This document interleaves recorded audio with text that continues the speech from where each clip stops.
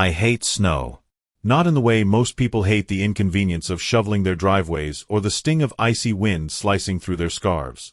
Not in the way someone groans when their morning commute is slowed to a crawl or when their favorite shoes soak through, leaving their socks clammy and cold. No, my hatred runs deeper than that. Bone deep, marrow deep, settling into the cracks of my ribs like frost that never thaws. Most people love snow. They welcome it, yearn for it even. Their faces light up the moment the first flakes begin to fall, delicate as whispers, like the world itself is speaking some long-forgotten lullaby. Snow is magical to them, a crystalline promise of laughter, snowball fights, sledding, hot chocolate, and rosy cheeks. It's pure. It's soft. It blankets the world in an illusion of peace, quieting everything beneath its frozen touch. But snow lies. It's not pure. It's not soft. And it is anything but peaceful. To me, snow is heavy. It isn't weightless, isn't gentle. It presses down, smothering, relentless, a cold so thick it claws its way into your chest and stays there, pulsing with an icy rhythm. Snow buries, it doesn't blanket. It doesn't make things disappear. It preserves them, traps them beneath layers of frozen stillness where they cannot decay, cannot move, cannot breathe. The first snow came today. I knew it before I even opened my eyes. The air in the room was different, sharper, the faint light leaking through the curtains tinged with that sickly glow that only happens when snow coats the ground. For a moment, I let myself lie there in bed, staring at the ceiling, heart thudding slow and heavy in my chest. Then I made myself look. I pulled back the curtain with shaking fingers, the fabric colder than it had any right to be. And there it was, soft white flakes tumbling lazily from the sky, spinning and spiraling as if mocking me with their innocence. The world outside was already coated in an untouched layer of white, the kind that children can't resist throwing themselves into, their laughter ringing out as they ruined the pristine surface with snow angels and footprints. I stood there, gripping the windowsill like it was the only thing tethering me to reality, staring at the scene beyond the glass. My neighbors' kids were already out there, their bright coats and hats clashing against the muted landscape. They shrieked and laughed, pushing each other down and flinging snow into the air like confetti. Their joy was tangible, infectious, but it didn't reach me. It never does. Because to me, snow isn't joy. It isn't innocence or magic or nostalgia. It's suffocating. It's drowning. Snow means death. It means him. I turned away from the window before the memories could claw their way up from where I'd buried them, shoving them back into the dark corners of my mind where they belonged. But it didn't matter. It never does. Snow has a way of dragging everything out of hiding, no matter how deep you've buried it. I hate snow. But I hate ice more. And skating. God, do I hate skating. My friends never understand why I always have an excuse ready when they ask me to join them at the rink. They think I'm clumsy or shy, that I don't want to embarrass myself by falling on the ice. They don't know that I haven't set foot on a frozen lake in years, not since that day. The day I let my brother die. You see, ice is like snow. It lies. It's cruel, deceptive, and it doesn't care about you. It doesn't care who you are or what you love. It will crack beneath your feet just the same. I used to love it, you know, ice skating. I loved the way the air felt colder on the lake, sharper against my cheeks as my skates glided over the surface. I loved the sound of blades cutting through ice, the way it echoed into the winter air. It made me feel free, weightless, like I could outrun anything. Until I couldn't. Now, the thought of it sends a shiver crawling down my spine. Not the good kind, the kind that tightens your throat and pricks at your skin like needles. The kind that reminds you you're not free, not weightless. You're heavy. And no matter how far you run, you can't escape what's already inside you. I should have known better. I should have seen it coming. But I didn't. I replay it constantly, like a film strip spliced together wrong. Frames skipping, blurring, jerking back and forth. It's never the same. Not exactly.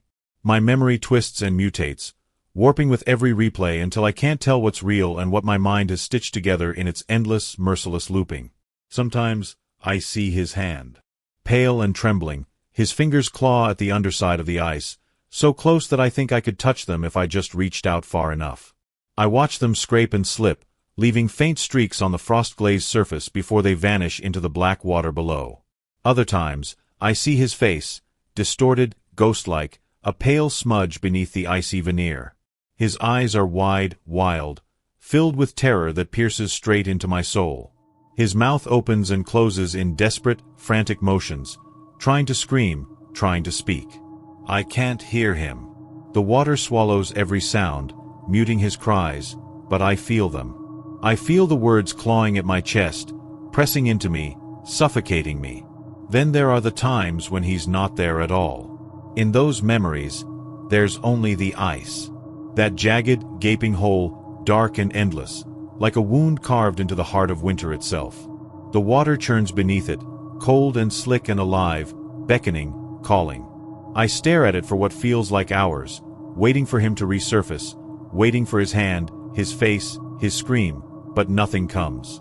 Just the wind howling across the frozen expanse, the trees groaning under the weight of snow, and the deafening emptiness of a world without him in it. But the worst version, the one that haunts me long after I've forced my eyes open, gasping for air like I've been the one drowning, that's the version where I see myself. I'm on the shore, just standing there, watching. In that version, I don't run to the hole. I don't throw myself down to claw at the ice or scream his name until my throat tears. I don't even move. I'm just there, a dark, frozen silhouette, framed by the falling snow. My arms hang limp at my sides, my breath misting the air in shallow puffs, my shadow stretched long and strange against the unbroken whiteness behind me. He's sinking, and I'm standing. In that memory, I don't even try. Sometimes, I tell myself that version isn't real, that it's just my guilt playing tricks on me, warping what happened into something worse than it was. But other times I wonder. I wonder if my mind is trying to tell me something, trying to unravel the truth from the tangle of fear and grief and cold. What if that's what really happened? What if I didn't do anything?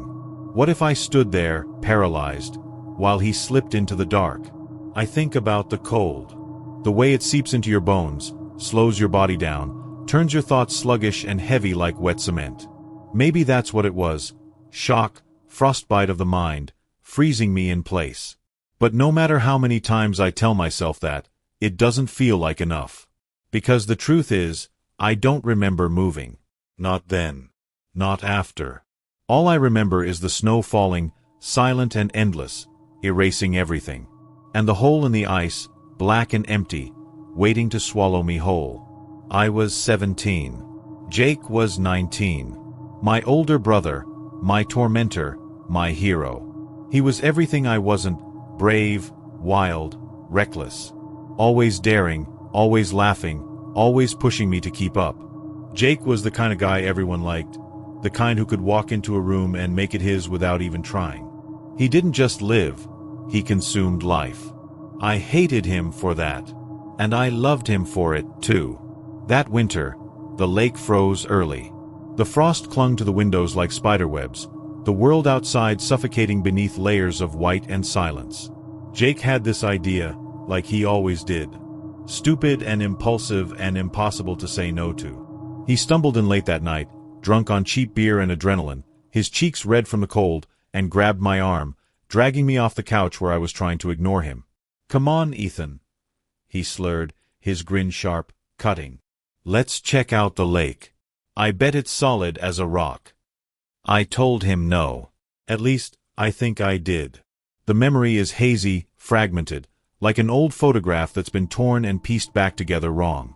Maybe I told him no, maybe I tried to fight him off, or maybe I didn't even bother. Saying no to Jake was like shouting into a storm. Pointless, exhausting.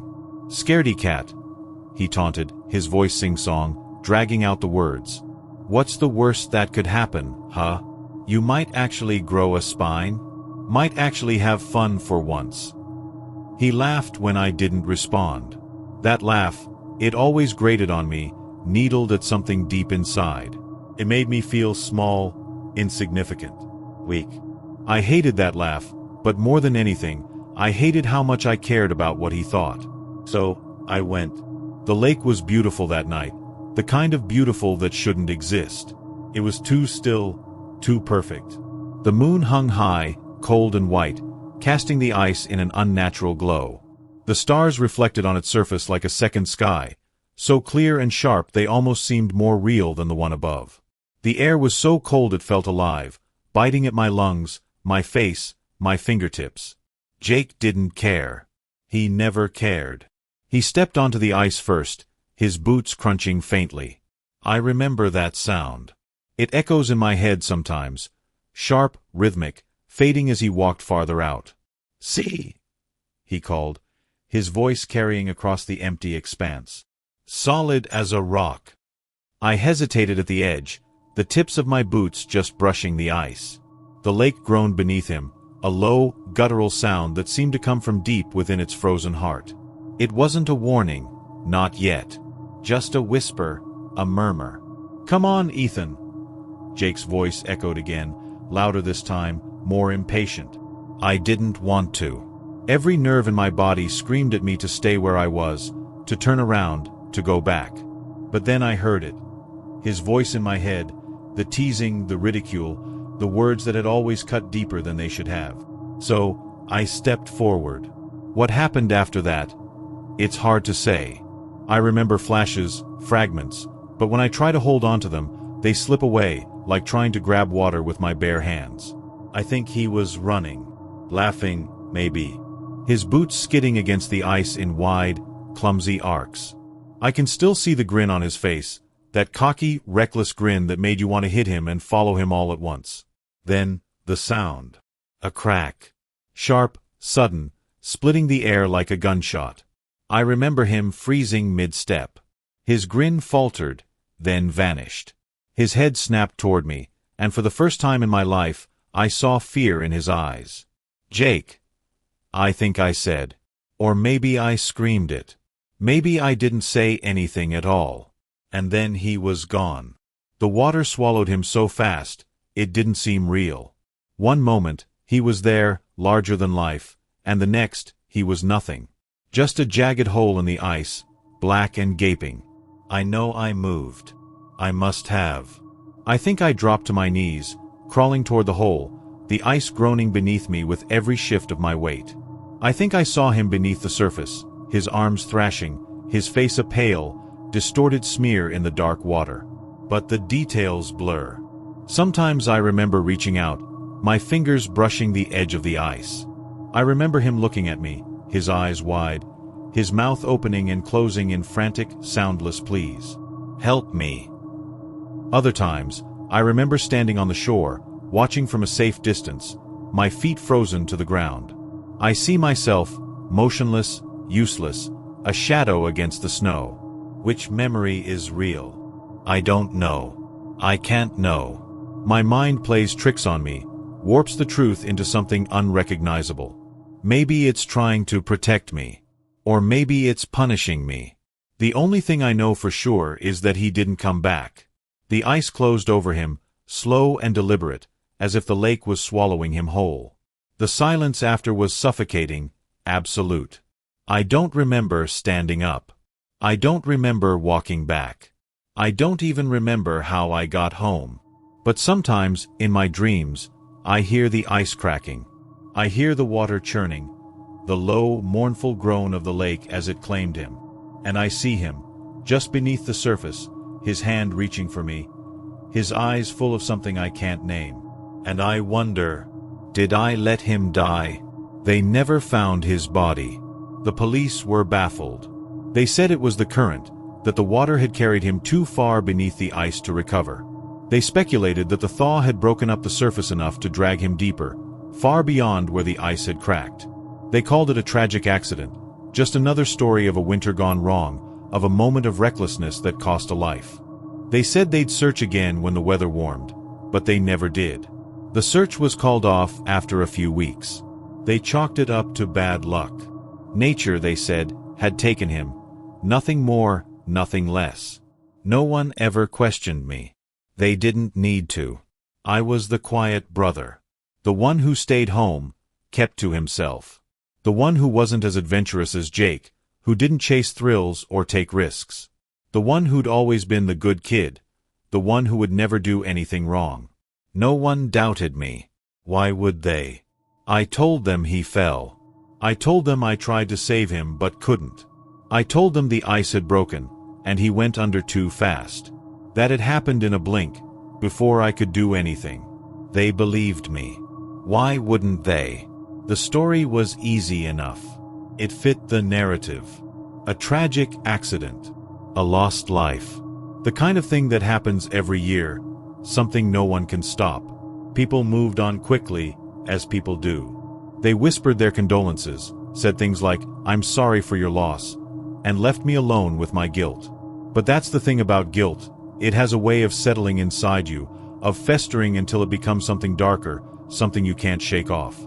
I thought I would feel relief once it was over, once the search was done and the questions stopped coming. I thought that when they closed the case, I could let it go, pretend it never happened. But I couldn't. I didn't want to. The truth is, I wanted him gone. I wanted him to drown. I wanted the world to stop spinning in his favor, for him to finally fall from that pedestal I'd never been able to reach. I wanted him to feel fear the way I had, deep, gut-wrenching fear. The kind of fear that makes you freeze, makes you stand still when everything inside you is screaming at you to act. But I didn't act. I don't even know if I could have. Maybe the truth is I froze, just like I had when I saw him slipping beneath the ice. But the truth feels too ugly to admit, too raw to bear. I try to push it away, bury it deep under layers of time and distance, but it's always there. Always hovering at the edges of my thoughts, crawling beneath the surface like something that won't stay dead. I didn't jump in after him. I didn't try to save him. I don't recall making the decision. I don't remember consciously choosing to stand back. It just happened. But then I remember his face. The way his eyes locked onto mine, wide with panic. I see it so clearly now. How desperate he looked, how his hands reached for me like he thought I could help him. How I stood there, watching as he sank deeper, as the light in his eyes faded. I still wonder if he knew. If he realized that I could have done something, that I could have saved him if I had just reached out. Did he see it in my eyes too? Did he see that I wasn't going to try? I didn't want to be the weak one. Not with him. Not with anyone. And I told myself over and over that it was out of my hands. That it was the ice, the water, the current. That there was nothing I could have done. But sometimes, in the dead of night, when I'm alone and the house is silent, I hear his voice again. Low, muffled, distant. Help me. I can't tell if it's something I actually heard, or if it's just the echo of my own guilt twisting my thoughts, making me believe I can still hear him. But it doesn't matter. The damage is done. The weight is there, and I can't shake it off. I didn't tell anyone the truth. No one will ever know what really happened that night. And maybe that's for the best. Maybe I'd rather live with the lie than face the reality of it. Sometimes, I think I see him. Not in the way you'd expect. Not as some ghost that drifts through walls or lingers in the corners of rooms. No, it's more subtle than that.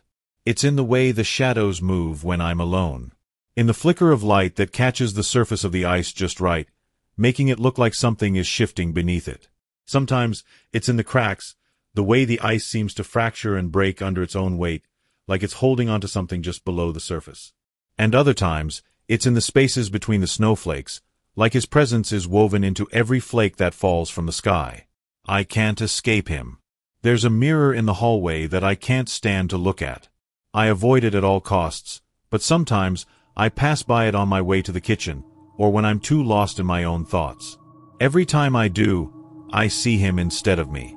I see him there in the glass, his face pale and distorted, his eyes wide and glassy, like the last image he must have seen before he sank beneath the water. It's not the face I remember. It's something else, warped, twisted, like the ice itself had stretched his features into something unrecognizable. His reflection haunts me. It's not the way he was before, laughing, alive, full of life. No, it's the way he must have looked in those final moments, when he realized it was too late. The way his eyes must have searched mine, looking for help that never came. The way his fingers must have scraped against the ice, desperately trying to hold on. He's always watching, always waiting. His eyes are cold now, empty. Like the lake that took him, like the dark water that swallowed him whole. There are nights when I wake up, shivering, and I feel it. His gaze, heavy and unrelenting, staring at me from the dark. Sometimes, when I close my eyes, I can still feel the weight of it, pressing down on me, suffocating me. And sometimes, I swear he speaks to me. Not in words, not in the way people do, but in other ways. In whispers, in the creak of the ice as it shifts beneath the weight of time, in the howl of the wind that screams through the trees. It's always the same name. My name. Sometimes, I hear it clearly, like a breath against my ear, soft and slow. Other times, it's faint, a murmur on the edge of my mind, just out of reach. But it's always there, always calling me, asking me why. Why didn't I help him? Why did I just stand there? Why didn't I jump in after him? I never answer. I can't. Because I know the truth. And so does he. He knows what I did. What I didn't do. I can feel it in the silence, in the air, in the cold. He knows I let him die, and now he's here. Always here, watching, waiting, reminding me. Sometimes I think that if I could just apologize, if I could just say the words, maybe it would stop. Maybe he would leave me alone. Maybe I could go back to being normal, back to the way things were before the lake, before the ice. But I can't. I can't say the words. Because I don't deserve forgiveness. I never did. He knows it too. The truth hangs between us like the frozen air before a storm. Heavy, thick, suffocating. It's there in every whisper, in every gust of wind that rattles the windows. It's in the snow that falls endless and cold, as if the world itself is holding its breath, waiting for me to face what I've done. And every time I look in the mirror, every time I feel the chill in the air, I know, he'll never stop haunting me. He'll never stop asking why. Because it wasn't the ice that took him. It wasn't the water. It was me. I never left. Not really. I thought I could bury it all, hide it under the snow, pretend it was a memory that could fade with time. But the truth is, I never stopped watching him sink. I never stopped letting him drown. Now, I feel him everywhere. In the falling snow, in the cold spaces between the silence, in the shadows that stretch too long in the dark. Always there, always waiting. Watching me, waiting for me to sink just like he did. And one day, when the ice cracks open again, I won't be able to run. Because it wasn't just his life that was taken that night. It was mine too. And now, I belong to the lake.